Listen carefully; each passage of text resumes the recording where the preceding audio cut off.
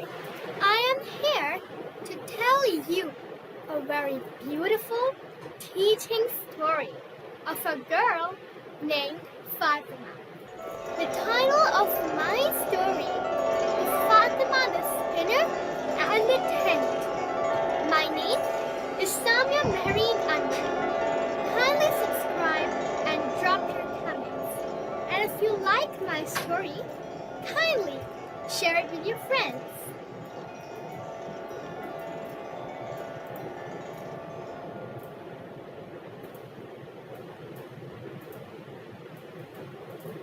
Fatima's life is afflicted with what seem to be disasters.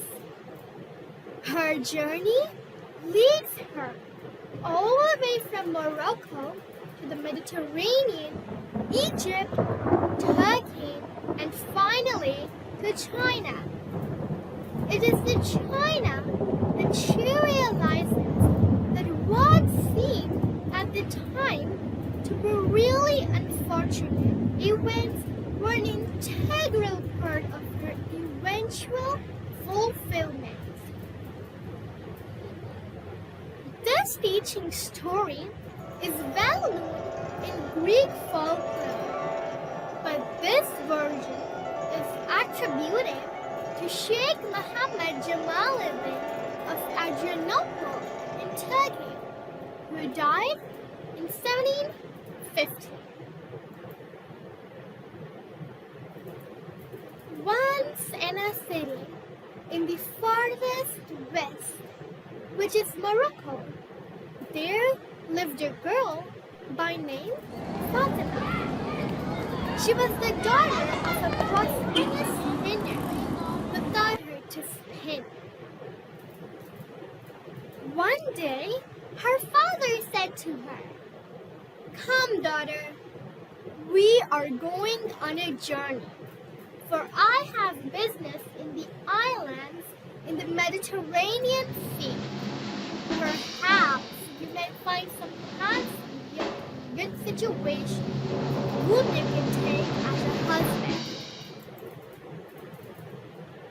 They set off and traveled from island to island, the father doing his trading while Fatima dreamt of the handsome who might soon be hers. One day, however, they were on the way to Crete. For my viewers, Crete is one of the islands in the Mediterranean Sea. So, they were on the way to Crete when a storm blew and the ship was wrecked. Viewers, please note, this was her first disaster. So this was her first disaster in her life, the major first disaster. Fatima, only half conscious, was cast upon the seashore near Alexandria. So she drowned in the islands for Mediterranean Sea and reached Alexandria, okay? So she was cast upon the seashore near Alexandria. Her father was drowned and she was utterly destitute. She could only remember dimly her life until then for her experience of the shipwreck and her exposure in the sea, which had exhausted her.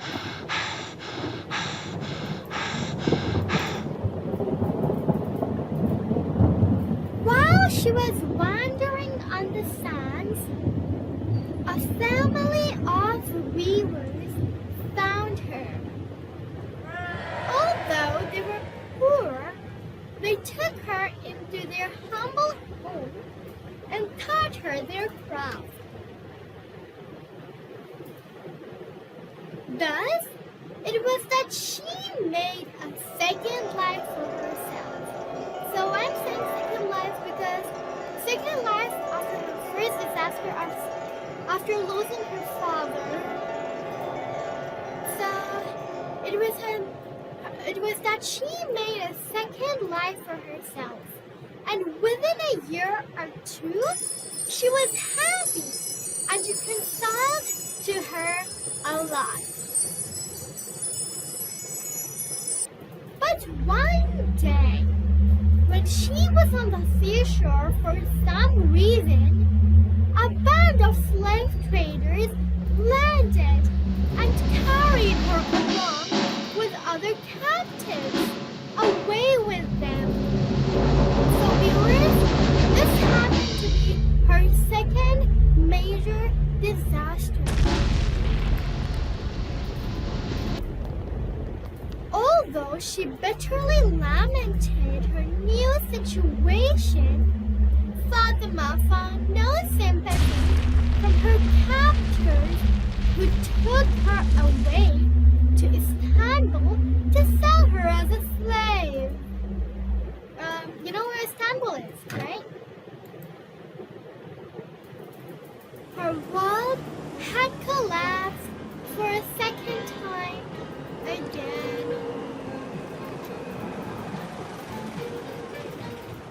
Now it chanced that there were few buyers in the market.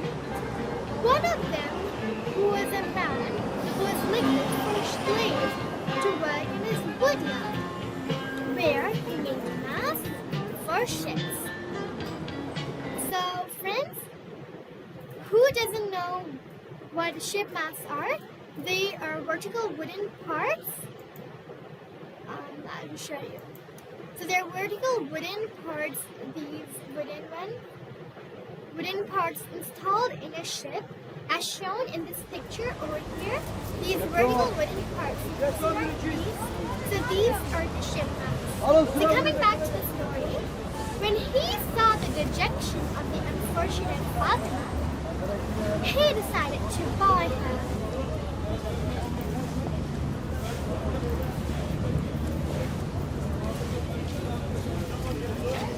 He thought that in this way at least he might be able to give her a better life than if she was bought by someone else. He took Fatima in his home, intending to make her a serving maid for his wife. When he arrived at the house, however, he found that he had lost all his money in his ship's cargo, which had been captured by pirates. He could not afford workers, so he, Fatima, and his wife were left alone to do work at the heavy labor of making masks. Fatima, grateful to her employer for rescuing her, worked so hard and so well that he freed her from slavery, and she became his trusted helper. Thus, it was that she became comparatively happy in her third career as a mask builder. One day, the man said to her, "Fatima, I want you to go with a cargo of ship's masts to Java as my agent, and be sure that you sell them at a profit." So viewers, this will be her third voyage, as you may remember. She sets off, and when the ship was off the coast of China, a typhoon wrecked, and Fatima found herself once again cast upon the seashore of strange land. She For she felt that nothing in her life was working in accordance with her expectations. Whenever things seemed to be going well, something came and destroyed all her hopes. Why is it? She cried out. That whenever I try to do something, it comes to grief. Why should so many unfortunate things happen to me? But there was no answer. So dear friends, this was sadly her third major disaster in her life. Again. So she picked herself up from the sand and started to walk inland. Now, it so happened that nobody in China had heard of Fatima or knew anything about her troubles.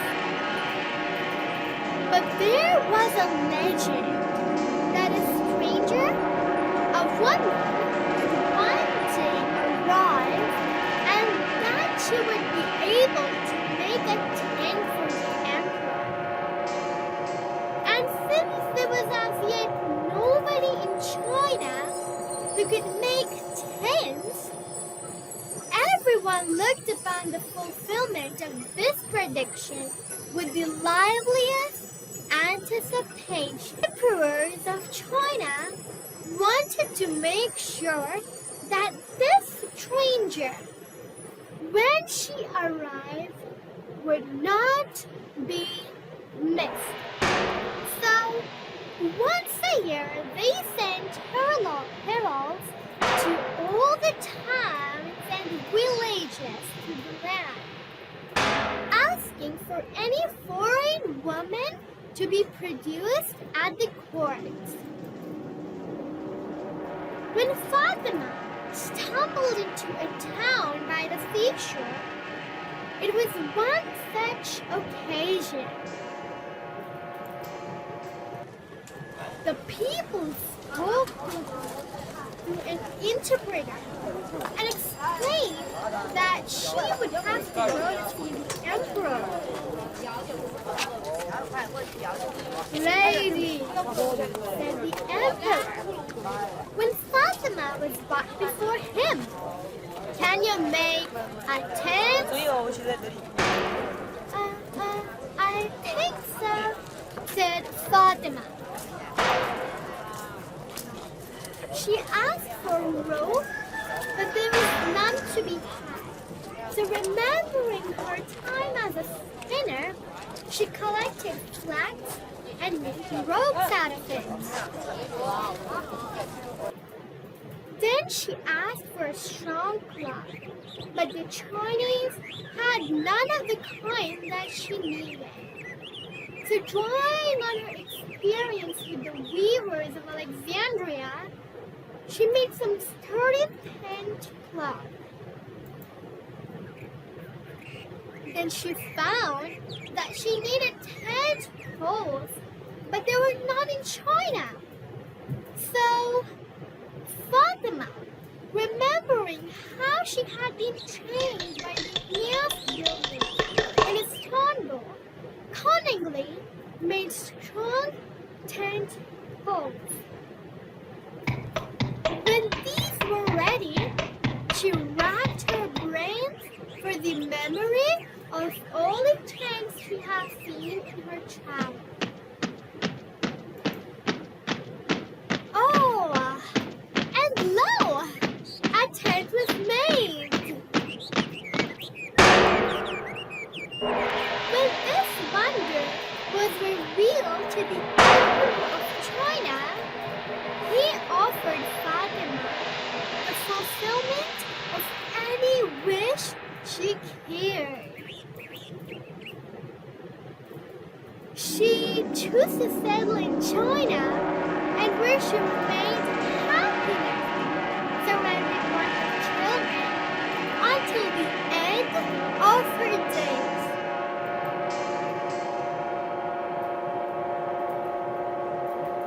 was through these adventures that Fatima realized that what had appeared to be an unpleasant experience at the time turned out to be an essential part of making of her ultimate happiness. So friends, I hope you will understand the teaching behind the story. Please leave your comments and thanks for your time. Stay happy and stay safe. Thank you. Bye.